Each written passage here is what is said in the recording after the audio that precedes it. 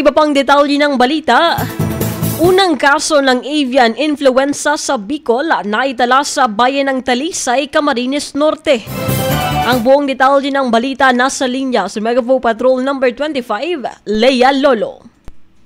Bicol Network News Report!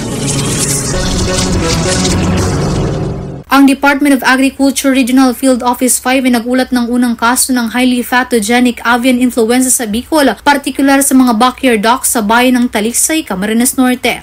Agad din nagsagawa ng mga hakbang ang DA Bicol sa pamamagitan ng kanilang Regional Quick Response Team para sa Animal Disease and Emergencies upang kontrolin ang pagkalat ng sakit. Kabilang sa mga hakbang ang mabilis na paggaling o pagpatay ng mga apektadong itik sa mga bayan ng Talisay at Bensons. Bukod dito, bilang bahagi ng coordinated response, mahigpit ang koordinasyon ng DA Bicol sa Provincial Local Government Unit ng Camarines Norte, Bureau of Animal Industry, Department of Health Bicol at mga Municipal Agriculture Offices. Bibigyan din ng tulong pinansyal ang mga naapektuhang magsasaka upang matulungan silang makabawi mula sa epekto ng outbreak. Kaugnay nito ay nabisuhan ng DA ang mga poultry farm owners na palakasin ang kanilang mga biosecurity measures upang maiwasan ang pagkahawa ng kanilang mga alagang hayop. Samantala, pinapaabot naman ng ahensya sa publiko na walang dapat na ipag-alala dahil hindi na ipapasa ang bird flu sa tao sa pamamagitan ng pagkain ng manok na maayos ang pagluluto. Gayunpaman, hinihikayat ang lahat